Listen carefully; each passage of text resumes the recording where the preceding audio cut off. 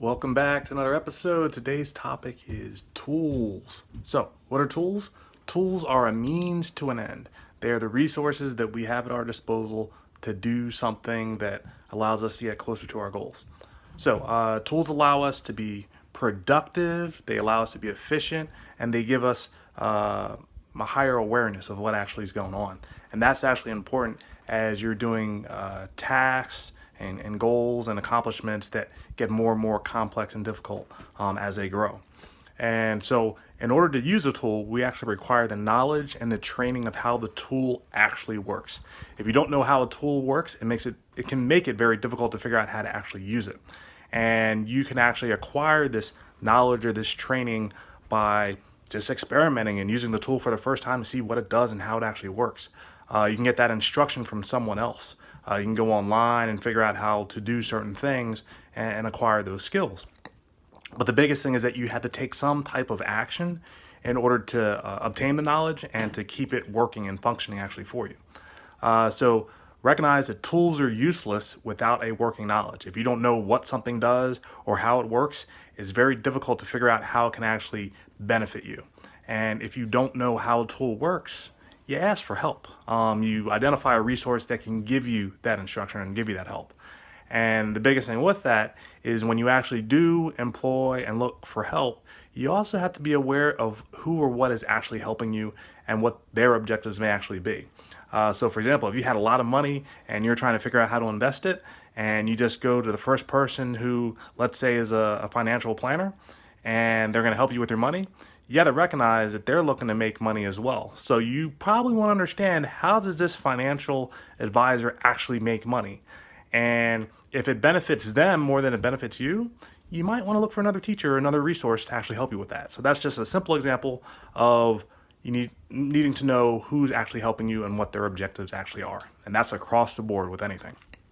Now, when you actually know how something works, you want to teach others. There's a reason for teaching others. It's not just for this idea that someone else needs help and you're just going to give it to them and you expect something in return. It's not about that at all. Believe it or not, when you actually teach something, you learn it better. Just the whole process of explaining how something works, the more you do it, the more attuned you are of how your knowledge is actually sort of formed in your head. And you might actually get new ideas just in sharing those ideas with other people. So you become better at using whatever tool yourself when you actually teach it.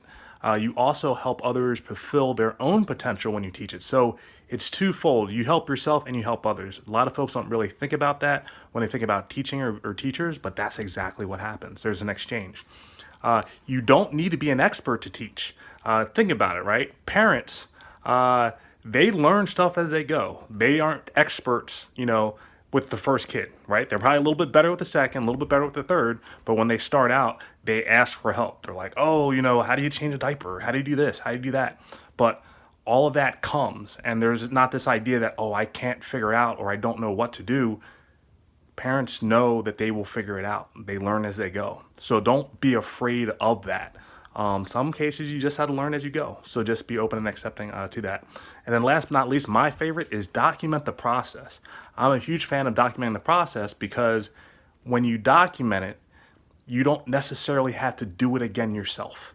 The whole documentation process, believe it or not, is a tool, and you can use that tool so you don't have to do something again and again and again. Believe it or not, there's a reason I'm actually making these videos when I'm talking to you, because you're getting my point of time right now, and I can use the next day or the next week or the next month to actually do something else, but I can still get this knowledge to you. So that's why it's super important to document your process and what you do. Now, why do tools actually exist? Well, we talked a little bit about it before, or what tools exist. So a lot of people probably think of tools that, let's say, a contractor has. So I have a hammer, I have a nail that allows me to build a house once I know how, to assemble the wood or put on a roof or do this or do that. So we have a lot of physical tools that are out there, right? And usually when most people think of tools, that's what they think of. But we have a lot more besides than just that. So I use tools, and that's what you may associate tools being. But you also have skills, things that you do learn in school, things you do learn in real life, things you learn within a trade, that it's a process or it's a way of doing something, and you have that expertise. There's also mindset, how you think. That's also a tool at your disposal. The technology that we have in this world today, information age, you have tons of technology, right? That's a tool, something that you can use to your benefit to help reach a goal.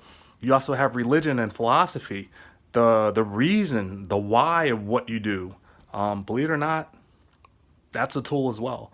And again, your forms of intelligence, if you haven't heard already, 9 different forms of intelligence that you have. You have to figure out which ones you're actually really good at. And then we have this idea of systems, right? How things actually come together and work in an environment.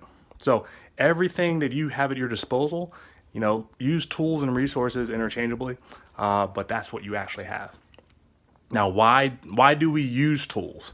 Well, if you can remember, or Neanderthals and cavemen, where maybe they weren't super intelligent and they hadn't evolved to a certain point, but they did a lot of things with just kind of their environment, with just their bodies, right? That's all they had. But as soon as one person had the idea and they were able to be more efficient than, let's say, a friend or a neighbor, then all of a sudden that friend or neighbor looks and like, oh, look what they're doing, right? And then you kind of build in this evolution. So we're able to do so much more now than we were able to do then. And what it actually allows us to do now, anytime you hear the term, do more with less, that's exactly what tools allow us to accomplish. We can do more with less resources, right?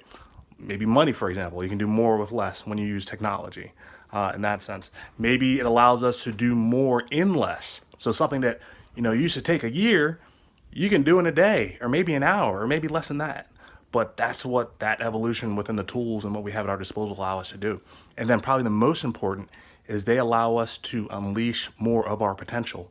Because if our resources aren't being used up and our time's not being used up, because remember, we have limited resources. If those get freed up, we can actually do more as a result. So I hope you enjoyed this talk, and I have a little snippet about fun with wood and teaching my son about a tool that's used with woodworking. So the big lesson for today, you need to use it or lose it. So with tools, you want to know how it works. You want to keep practicing and teaching and using it, or else you'll lose it. So I hope you enjoy this segment. Wow, we are building a windmill today. Ethan and I are going to be extending the miniature golf kit with a windmill. And this is a very special topic because we are talking about how to assemble wood. Now this has very special meaning to me. This is called, what's this called, Ethan? Because I just told you. Hold on. It rhymes with vowel. Wow. No, it's not a wow. It's a dowel. You don't have your glasses on, man. Put your glasses on. Act professional. Be a professional. I'm not Okay. professional. There's a reason that this wooden dowel has a lot of meaning to me. Why do you think that is, Ethan? It assembles Tell me. putter. Okay. So show me how it's going to assemble a putter. Show me how it's going to assemble a putter. So Ethan and I are putting together the putter right now. And he's putting the wooden dowel in there. Okay. All right. And so what purpose does the dowel serve? I didn't say you put that on there. I just said that piece. Okay. What purpose does the dowel serve? What does it do? Keep the two parts connected. It keeps it connected. Does it keep it strong? Yeah. Okay. Now, there's something very special that you've done for me over the years. Oh, no. At the dining table. Do you know what that is? Eat. You're the only person to have done it twice. Right table. So many red chairs. You are correct. You have broken 2 of my chairs. Unfortunately, it was not to the set that we have now. I was like. And how did you break them, Ethan? You were leaning back in the chair. Told you this was going to be video worthy. Tell my body go backwards. Okay, so the reason this is important is because every time you broke a chair, you snapped the top clear off, right? And I had to take and learn how to use these wooden dowels to put the chair back together. So when you broke the top off, I had to put the dowel into the top like this. Like so. Right? And then I had to put the chair top back onto it. And then I had to glue it. But since the chair was a custom job, it wasn't like this. it wasn't straight. It was at an angle. So I had to make sure that everything stayed at an angle, especially when it dried, which made it difficult. And so that's why when I put the chairs back together, they were never 100%. They were maybe like 95%. But this special dowel has special meaning. Oh, it looks like you're picking your nose right now. What? The dowel looks like it's picking your No, nose right now. that's disgusting. But this is why the dowel has special meaning. This is why I want you to know how to use it and how to put it together. Why? Because if you ever break one of my chairs again, I'm going to have you make your own chair. And you're going to have to know how to use these little wooden dowels to put it together. Honestly, though, I don't think those chairs are easy to break. Well, here's the thing. Also, I didn't I say won't you'd be have a able- regular chair. You'd have a special chair. I think we're going to fashion it out of the 2 putters that we made from Mr. Gosset. No. So just remember that. No. Remember that. You break another one of my chairs, the dowel's coming for you, son. The dowel's coming for you. Good old wow. Dowel with a D. Oh my gosh. All right. Wow. All right. Back to the windmill. Back to the windmill. But we had this short excerpt for you and Ethan's stories of breaking the dining room chairs. Bye. Bye.